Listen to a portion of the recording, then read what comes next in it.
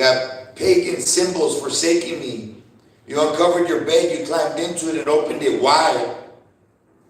You made a pact with those whose beds you love, and you looked on their nakedness. You went to Molech with the olive oil, increased your perfumes.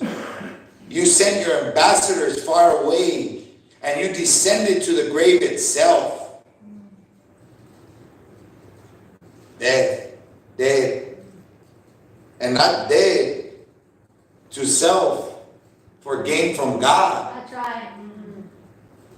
But dead for gain, for them to go to the lake of fire. That's right. For what?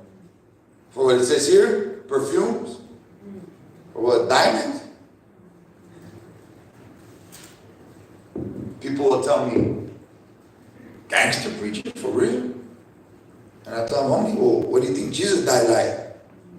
Like a beautiful king that was honored? He died as a criminal, homie.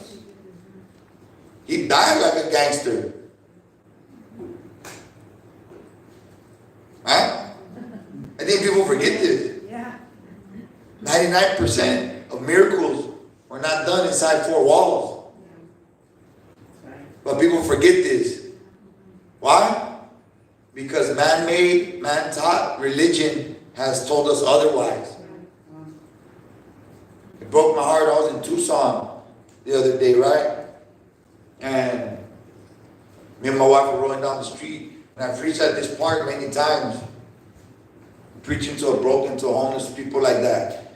And I was seeing them on, and I got mad, but like a righteous man. My wife says, "You're mad." And I'm like, "Yeah, but I'm righteous man." And I was sitting there with her, and I was telling her, "Man, look at all these people building all these churches, man. Big old screens, all this stuff, and there's people out here dying on a daily. And what they care about is a big old $50,000 screen, $100,000 screen. I have friends that they paid for each of their screens, and they have like 2 or 3 of them in their churches, $150,000 each screen. And then there's broken people out here dying. And then you expect me not to say nothing. Just be like, "Oh, that's so pretty, bro, that's great." And there's people out here dying. Like I'm going to preach after this in some place, California, I don't know, Dinuba or whatever. Right?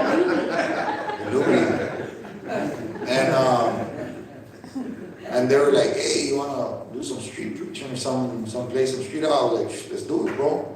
And they told me, "Well, we could drive all the way to the Tenderloin in San Francisco, but it's like 3.5 hours." I'm like, "Let's hit it."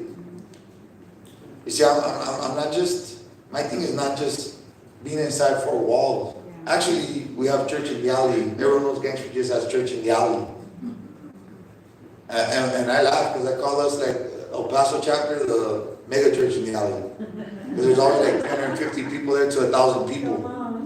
Right? God's doing the miraculous. The true soldiers. It says here, you sent your ambassadors far away. You descended to the grave itself. You were wearied by all your ways, but you would not say, "It is hopeless." Many people don't want to admit that, huh? I'm in a hopeless position.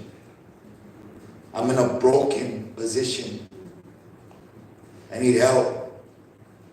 I need prayer. I need to be free and free indeed. Yeah. Amen. No. They don't want that. They'd rather live in misery than to admit their flaws. Why? For what? For who?